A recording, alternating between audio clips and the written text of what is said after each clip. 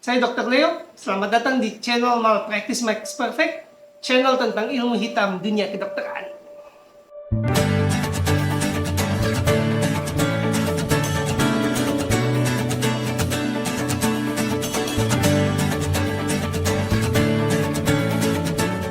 Gratis enggak, mati ya. Gagasan adalah asupan demokrasi, begitu kata PSI, atau Partai Solidaritas Indonesia, yang mengusulkan suatu gagasan, BPJS Kesehatan Gratis. Dalam judul ini saya menggunakan tanda kutip di kata gratis, karena dalam pelaksanaannya ada harga yang harus dibayar oleh seluruh rakyat Indonesia. PSI menawarkan peningkatan 1%. Dari PPN yang sekarang 11% menjadi 12% untuk menutupi defisit akibat ditiadakannya iuran bulanan yang lahir dari pembebasan iuran terhadap seluruh rakyat Indonesia. Sebelum membahas usul ini, kita perlu melihat masalah yang dimiliki BPJS Kesehatan saat ini. Katakan Leonard Kencana, orang tidak mampu tinggal di pelosok, tidak didaftarkan oleh daerahnya ikut BPJS Kesehatan PBI, penerima bantuan iuran. Kemudian Leonard kena stroke. Ia dibawa ke puskesmas. Setengah jam di puskesmas ia dikirim ke RSUD. Di RSUD tanpa CT scan, apalagi alteplase ya. Leo dirawat di UGD RSUD. Tapi tidak bisa dirawat inap karena tidak memiliki keanggotaan. Setelah diusahakan istri dan keluarga, Leo ini minta supaya BPJS Kesehatan, upaya kesehatan daerah, kartu daerah sehat tertentu untuk memasukkan Leonard ke dalam kartu supaya bisa dibantu. Nah, Leo akhirnya dibantu dan bisa dirawat inap hingga dipulangkan. Leo dipulangkan cacat karena kan kena stroke, tidak dapat CT scan, tidak dapat alteplase, pulang cacat. Nah, pulang cacat ini Leo tidak bisa kerja. Saat kontrol ke puskesmas, Leo bukannya diberikan pelatihan kerja, diberikan rehabilitasi. Yang didapatkan oleh Leo adalah vitamin B kompleks, disuruh pulang.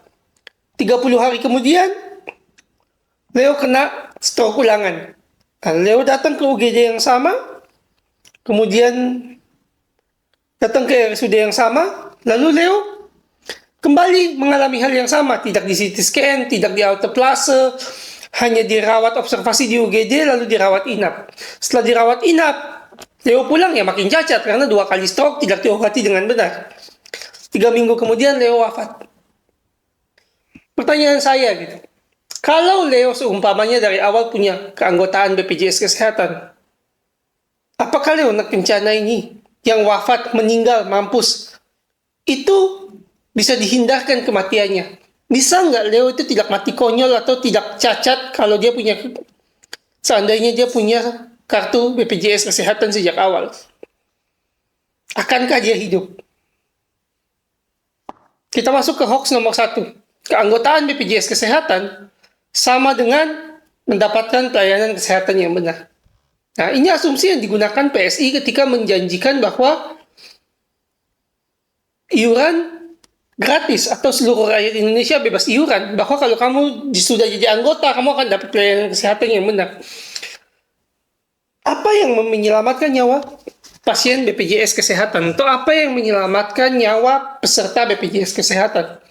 Anak SD aja tahu bahwa dari aspek non-bedah atau aspek medis yang menyelamatkan pasien adalah obat yang benar. Ultibro atau Spiriva untuk PPOK, Victoza atau Ozempic untuk diabetes, Alteplase untuk serangan jantung atau stroke akibat sumbatan pembuluh darah, bifosfonat atau teripartide untuk osteoporosis. Yang menyelamatkan pasien bukan keanggotaan BPJS Kesehatan, tapi bagaimana BPJS Kesehatan membiayai klaim sehingga kebutuhan pasien terpenuhi. Jadi kalau pembiayaan, seumpamanya pembiayaan BPJS tidak sesuai dengan kebutuhan pasien, maka keanggotaan atau tidak keanggotaan, pasien akan sama-sama celaka. Orang PPOK dikasih salbutamol tablet sampai gagal jantung. Orang diabetes dikasih glibenclamid dan insulin sampai komplikasi atau hipoglikemi. Orang stroke atau serangan jantung diobservasi di UGD sampai mati atau cacat. Orang osteoporosis dikasih kalsium dan vitamin D sampai gagal ginjal atau batu ginjal. Masalah hidup mati pasien tidak terletak semata-mata pada keanggotaan, tapi pada pembiayaan kesehatan juga. Kalau nilai klaim penyakit di bawah kebutuhan pasien, pasien akan mati atau cacat. Jadi menggratiskan atau menjadikan seluruh masyarakat Indonesia anggota BPJS Kesehatan tidak menyelesaikan masalah utama, yaitu adanya nilai klaim yang di bawah kebutuhan pasien. Ya gampang, naikin aja nilai klaimnya supaya sesuai kebutuhan pasien. Dari mana duitnya? Dari mana duitnya?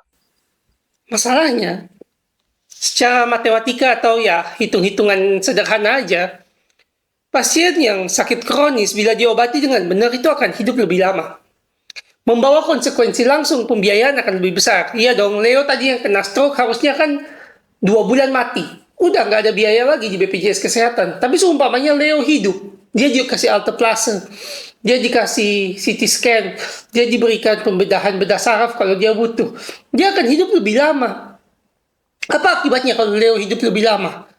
Ya Leo harus kontrol sering rutin ke pelayanan kesehatan yang dibiayai oleh BPJS Kesehatan.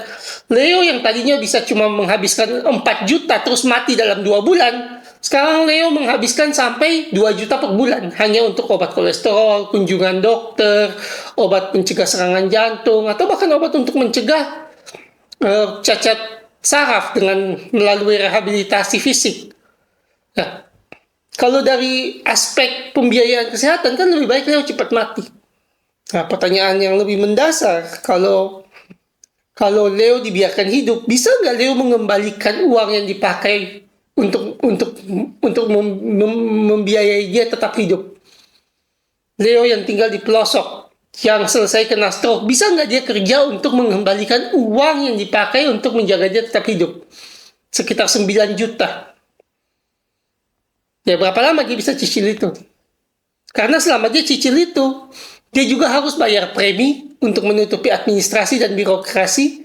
Dan selama itu juga dia harus bayar biaya kontrol. Karena kan dia harus kontrol supaya mencegah stroke susulan dan mencegah komplikasi stroke. Nah ini pada sebagian besar kasus tidak kembali uangnya. Mereka yang sudah punya sakit kronis atau membutuhkan pengobatan kronis banyak tidak mampu mengembalikan jika diobati dengan benar. Ya solusinya ada 2. Kita obati dengan benar, kita biayai dengan utang yang masif, kita biayai dengan cetak uang. Ya kita bisa berakhir seperti Venezuela, Kuba, atau Sri Lanka yang sistem kesehatannya sangat bagus sebelum bangkrut. Tapi ya, pada akhirnya bangkrut karena kan selama bertahun-tahun besar-pasak daripada tiang untuk membiayai sakit kronis. Atau seperti Jepang atau Amerika, Jepang yang utangnya banyak atau Amerika yang utangnya banyak. Dengan utangnya membiayai pembiayaan sakit kronis itu. Atau kita bisa di negara berkembang, kita biarkan orang yang sakit kronis dapat pengobatan yang salah dan meninggal. Nomor 2, asumsi PSI dengan keanggotaan universal, total biaya klaim BPJS akan sama.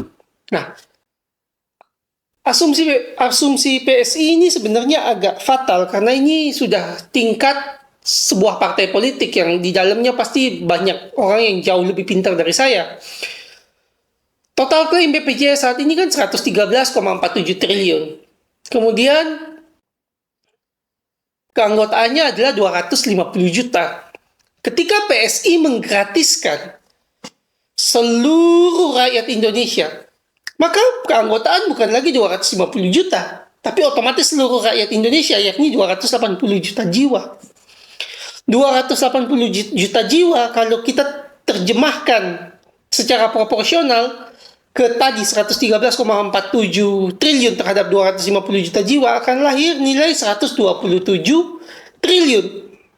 Nah, 127 triliun ini asumsinya satu, bahwa apa yang kita kerjakan sekarang dengan BPJS Kesehatan sudah benar.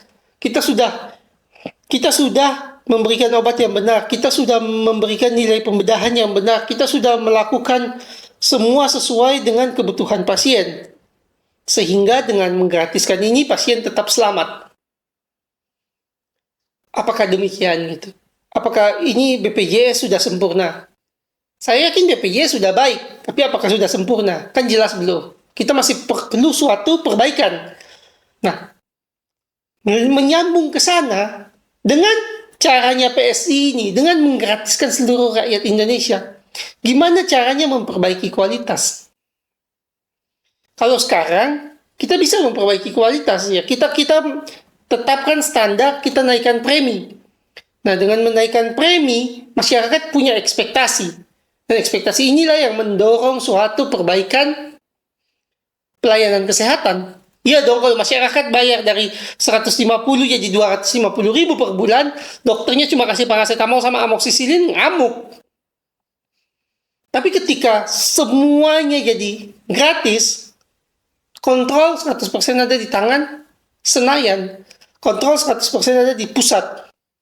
Dan perbaikan tidak memungkinkan, atau setidak-tidaknya lebih sulit, karena rakyat yang menderita ini terhalang antara pusat yang super tinggi dan rakyat di desa ini gimana cara ngadunya.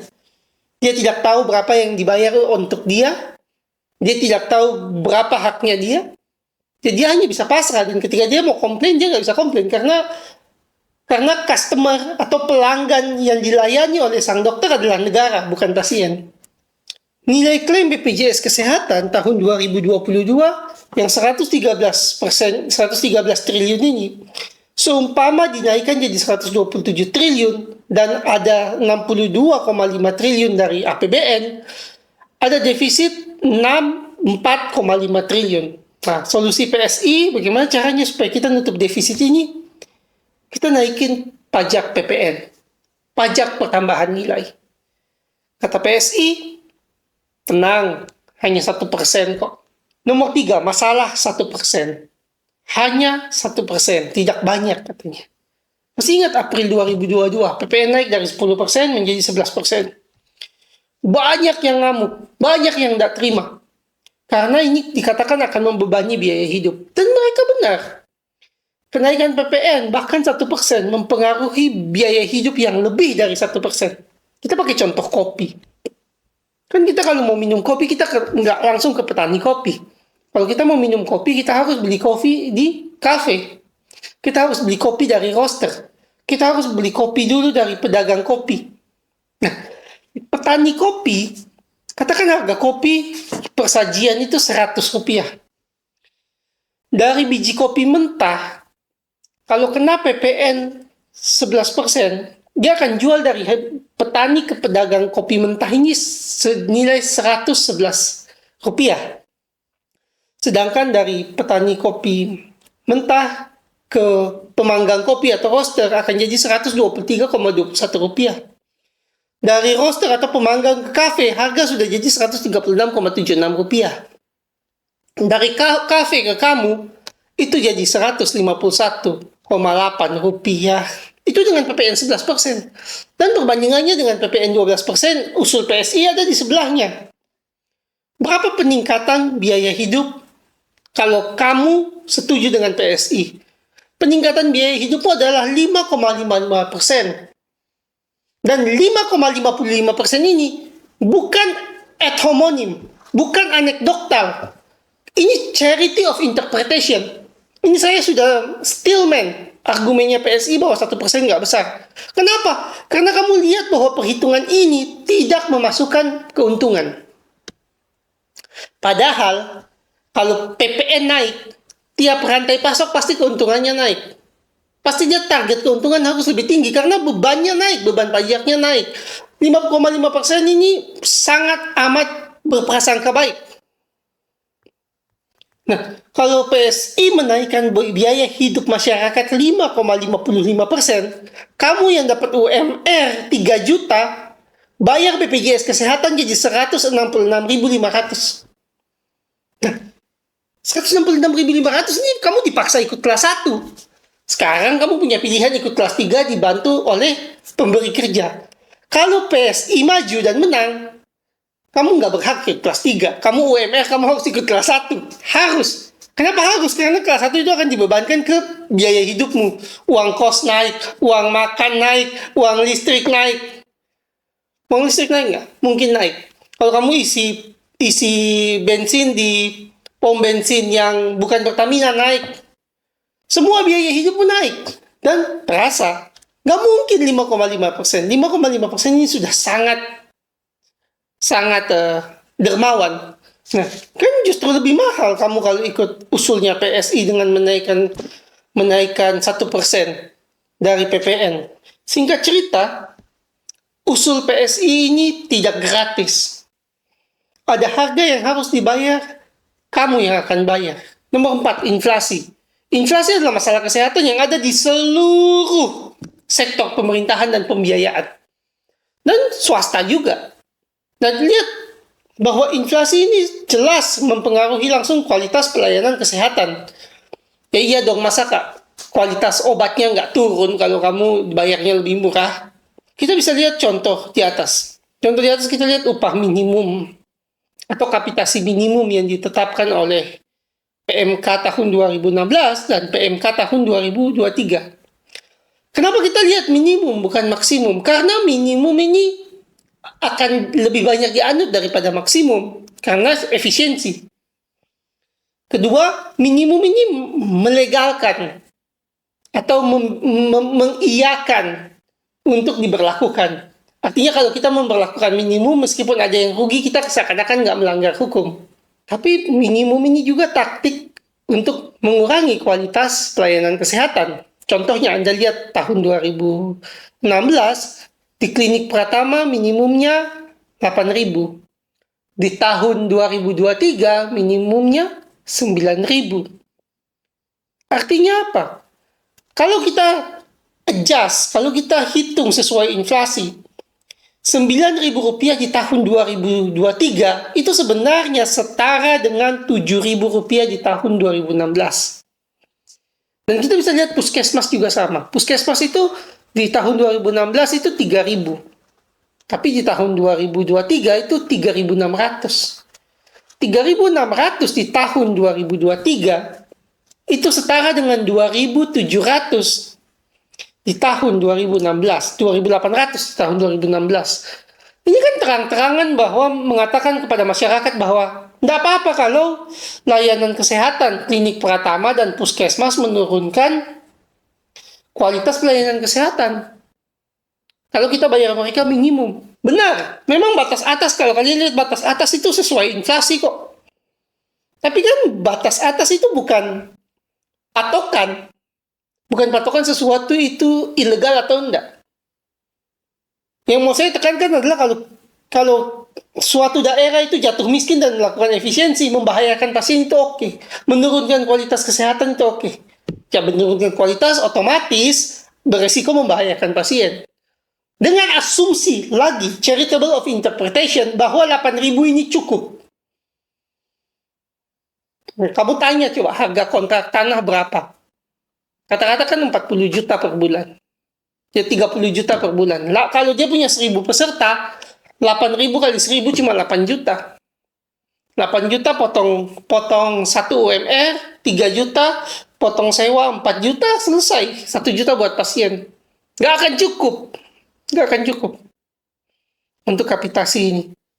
Dan akhirnya ya silakan untuk menurunkan kualitas pelayanan. Berikut saya lampirkan bagaimana saya menghitung inflasi dari nilai di atas. Dan kalau Anda lihat di awal tahun 2015, kalau nilai pelayanan Rp8.000 minimum, untuk mempertahankan nilai yang sama di tahun 2023 itu nilai yang harus ditetapkan bukan 9.000 minimumnya. Minimum yang harus ditetapkan adalah 10.217. Kenapa? Karena tahun 2022 inflasi kita luar biasa, 5,51. Nah, inflasi ini juga kalau menyambung dari usul PSI adalah dia akan mengakibatkan inflasi lebih buruk. Jadi PSI ini kan usulnya adalah negara bayar semuanya. Nah, kalau negara bayar semuanya, tapi negara kesulitan untuk membayar klaim dan premi sekaligus, kan kalau negara bayar keduanya, negara kelola dua-duanya. Dia bayar premi, dia bayar klaim. Kalau seumpamanya dia nggak mampu bayar klaim atau nggak mampu bayar premi, yang bisa dia lakukan kan satu. Utang sampai bubble-nya pecah, terjadi inflasi, atau dia cetak uang dan menimbulkan inflasi. Lagi jatuhnya kemana? Biaya hidup masyarakat meningkat. Karena dua-duanya, sadar nggak? Sekarang kan kita itu setengah pemerintah premi, sisanya masyarakat. Terus klaimnya pemerintah. Tapi kalau PSI ambil alih bantuan masyarakat, bantuan tanda kutip ya, tapi benar membantu karena masyarakat memberikan kesejahteraan mereka untuk menanggung premi BPJS saat ini. Kalau itu diambil ke pemerintah, pemerintah bayar dua-duanya. Dan ini berpotensi mengakibatkan inflasi kalau terjadi krisis. Jadi kembali ke pokok masalah bahwa memang tidak ada yang gratis. Hak dalam undang-undang itu tetap ada harganya. Jangan dipikir bahwa kalau undang-undang sudah ada, masyarakat Indonesia, masyarakat Malaysia, masyarakat negara A, B, C, kalau undang-undangnya sudah tulis berhak atas X, maka X itu gratis, nggak ada harganya. Enggak. Semua ada harganya ya, termasuk apa yang ditulis di undang-undang. Nah, kita kembali ke pokok masalah benturan ideologis dan realita. Ideologisnya tentu saja kita mau semuanya gratis. Tapi realitanya tidak ada yang gratis. Bahkan menyangkut hidup dan mati nggak bisa gratis. Sekarang jangan pakai pelayanan kesehatan. Bagaimana kalau kita pakai makanan? Makanan kan nggak ada makanan mati. Tidak dilayani, sakit tidak dilayani, mati. Nggak ada makanan, kelaparan, mati. Bayangkan negara itu bilang gini, oke, Indonesia semua petani, semua restoran, semua pengusaha makanan itu di bawah negara.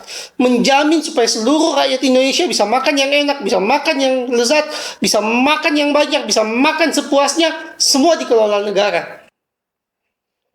Akibatnya apa? Saya jamin kelaparan. Buktinya apa? Itu sudah dikerjakan. Itu sudah dikerjakan oleh siapa? Kim Jong-un, Korea Utara. Sekarang masih bisa lihat. Di masa lalu sudah dikerjakan oleh Stalin. Di zamannya Stalin, petani itu harus nyetorkan hasil panen ke negara supaya negara bagi-bagikan. Nah, akibatnya kan kelaparan. Karena petani tidak termotivasi untuk bekerja lebih dan negara justru ngambil lebih. Termakan di birokrasi, termakan di administrasi. Petani yang kelaparan jelas akan ngambil hasil panennya dia simpen diam-diam. Kalau ketahuan, apa yang dikerjakan oleh Stalin? Dibunuh. Ini negara jatuh miskin, kelaparan di mana-mana, Stalin jatuh. Komunisme merupakan ide yang sangat manis ketika dijanjikan. Tapi ketika pelaksanaannya dibayar mahal dengan nyawa, dibayar mahal dengan pelanggaran hak asasi manusia. Karena memang tidak ada yang gratis. Dan bagaimana kita mengakomodir kebutuhan masyarakat itu banyak jalannya, tapi bukan dengan menjanjikan sesuatu yang tidak ada. Barang gratis itu. Memangnya undang-undang di zaman Stalin itu tidak ada bilang masyarakat berhak atas A, berhak atas B, berhak atas C, berhak atas D. Banyak. Justru kalau kalian lihat negara komunis, baca undang-undangnya dia, hak masyarakat itu luar biasa dilindungi. Tapi kan pada prakteknya nggak bisa. Pada prakteknya justru undang-undang itu jadi senjata makan tuan yang menghancurkan negara tersebut. Kenapa? Karena menjanjikan gratis, tapi biaya dan produksi untuk menghasilkan hal gratis itu nggak ada. Itu justru dibunuh oleh nilai gratis yang dipaksakan. Masyarakat Indonesia harus kritis dan hati-hati terhadap janji politik yang seperti ini. Karena pada akhirnya yang membayar itu bukan cuma yang milih.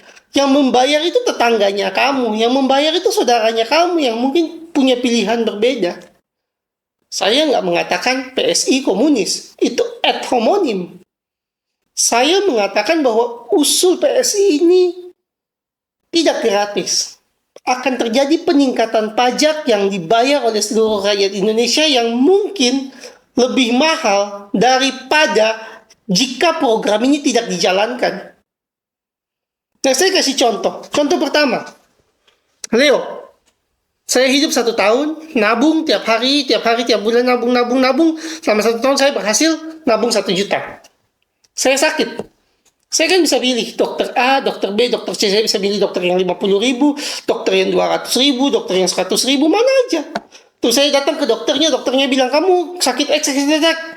Kemungkinan kamu perlu periksa A, B, C, D, E, F, G. Terus saya bilang, dok, ini mahal saya periksa ini saja. Oh iya, oke. Dikerjakan sama dokternya. Selesai periksa, dokternya bilang, oke, hasil periksanya ini. Kamu butuh obat A, B, C, D, E, F, G, H, I, J, K. Terus aku bilang, dok itu mahal obatnya, aku nggak mau. Ini obatnya mahal, oh ini obatnya efek sampingnya banyak, nggak mau aku ambil ini. Aku ambil, aku pulang. Pengobatan sukses gak? Contoh pertama ini, pengobatannya sukses. Ini manusia merdeka berobat. Sekarang saya kasih contoh kedua, gimana caranya manusia terjajah berobat. Dia sakit, 1 tahun, dia bayar premi 1 juta. Dia mau ke dokter. Dia lihat bahwa ada dokter Dimas, ada dokter Leo, ada dokter April, ada dokter Juni. Oh, dokter Leo itu pinter kalau orangnya sakit A. Bukan spesialis, ini dokter umum, empat-empatnya. Cuma di pikirannya pasiennya ini, nomor 2 ini, oh dokter Leo ini pintar kalau saya sakit kulit umpamanya. Oh dokter ini pintar kalau saya sakit rematik. Oh itu dokter Juni itu terkenal tuh kalau saya sakit sakit luka-luka itu dokter Juni pintar tuh. Saya mau berobat ke dokter Juni. Asuransinya bilang, oh gak bisa kamu daftar sama dokter Leo. Tapi dokter Leo kan katanya kalau soal kulit gak ngerti dia. Ya gak apa-apa datang. Gak apa-apa kamu udah daftar sama dia. Kalau kamu mau tukar dokter ke dokter Juni, kamu tunggu 1 bulan. Tapi kan saya bayar premi loh. Hakmu pokoknya nunggu 1 bulan kalau mau ganti dokter. Ya udah deh datang ke dokter Leo deh. Dok, sakit kulit dok. Gimana nih? Ya, gimana ya? Ini deh, kamu pulang bawa salep. Oh, kok cuma ini aja dok? Iya dok, takutnya sifilis atau apa gitu dok. Nggak ada periksa apa dok? Nggak ada. Lah, dok minimal kan periksa sesuatu dok. Masa ini jangan-jangan infeksi masuk darah gitu kan bisa juga. Dokter nggak ada periksa apa-apa nih dok? Nggak ada, kan saya sudah periksa fisik. Saya sudah anamnesis, itu aja. Dok nggak bisa gitu dong dok. Saya mau tahu saya sakit apa. Dokternya marah balik, dokter Leo. Kamu itu ya, saya cuma dikasih 50.000. Kalau kamu nggak mau krim ini, kamu nggak usah deh datang ke sini. Tiap kamu kunjungan itu 50.000 nih, coba dulu krimnya. Kalau nggak sembuh balik. Ya udah, saya yang nomor 2 ini pasti nomor 2 pulang. Ngedumel, kenapa ya? Coba dikasih krim, padahal kan saya bayar premi 1 juta. Apalagi kalau kamu Google krimnya cuma 8.000 gitu nilainya, ngamuk lah. Oles 1 minggu nggak sembuh. Balik ke dokter Leo, dok ini krimnya nggak mempan dok, minta dong tes apa gitu, saya sakit apa ini sih sebenarnya, kok bisa krimnya dokter nggak mempan. Ya udah ini krim, tambah steroid minum, tambah antihistamin nih, CTM. Loh, dok, apa sakitnya saya? Nggak tahu. Dok, rujuk dong. Saya baru rujuk 4 orang. Kasih rujukan saya nggak buat sakit kulit. Saya barusan rujuk yang serangan jantung, kontrol. Saya barusan rujuk patah tulang kontrol. Kalau saya rujuk kamu kan kasih rujukan saya jatuh. Udah kamu pulang aja bawa ini. Kalau nggak suka pindah dokter. Pulang si yang pasien kedua. Pulang minum. Dia tahu penyakitnya apa? Nggak tahu. Dia bahkan nggak tahu ini obatnya benar apa enggak. Yang dia tahu ya udah dia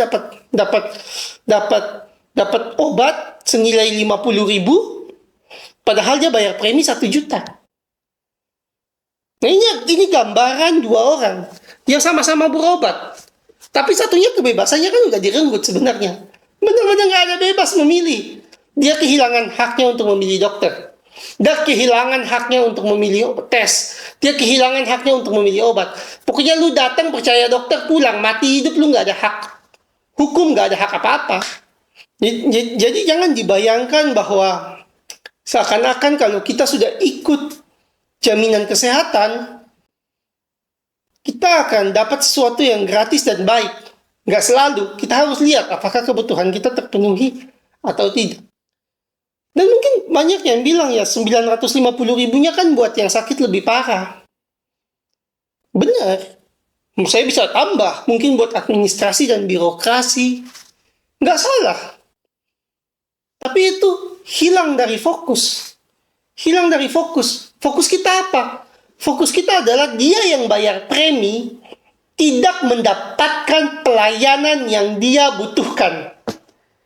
Itu fokusnya. Jangan fokusnya, oh iya kan ada yang lebih berat sakitnya, ada yang lebih ringan sakitnya, ya kita harus menyesuaikan. Enggak. Itu jawaban yang klasik, jawaban yang normatif, tapi tidak praktis. Gimana caranya kita menentukan siapa yang lebih ringan dan siapa yang lebih berat? Nggak ada ukurannya kan. Karena itu seperti membandingkan apel dan orange.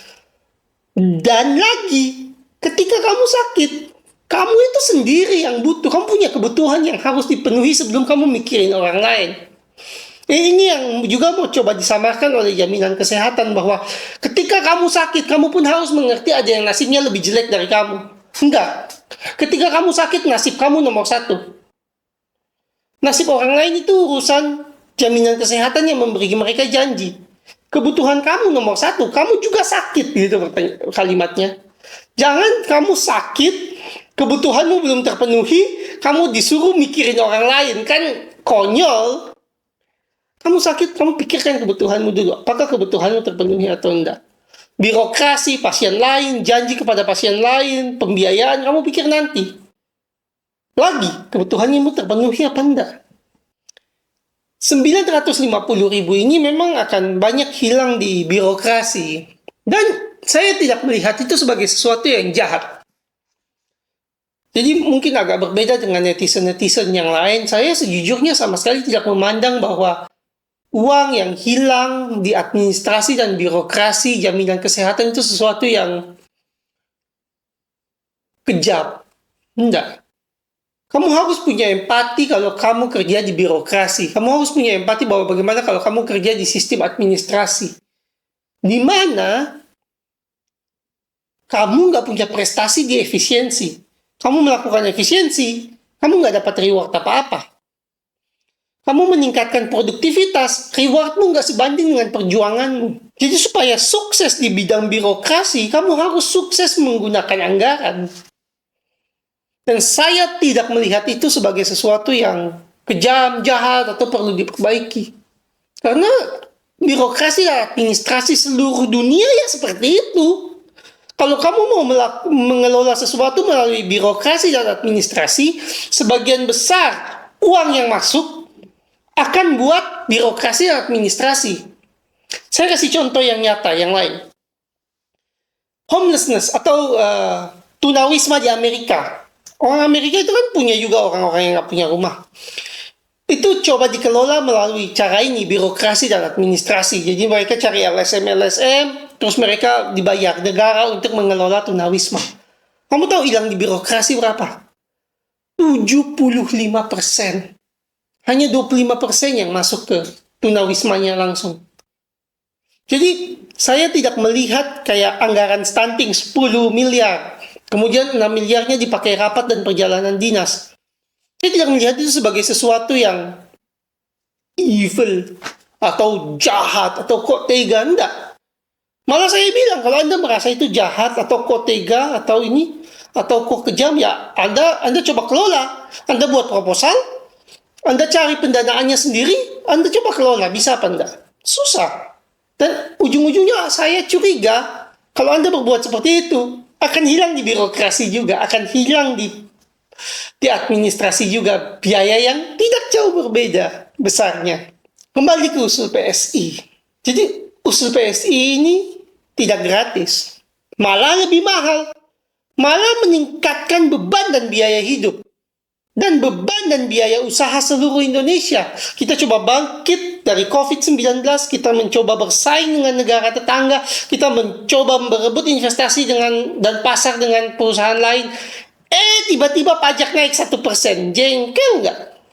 Dan usul ini apa? Meningkatkan kualitas layanan kesehatan? Enggak. Karena usul ini berasumsi layanan kesehatan udah baik.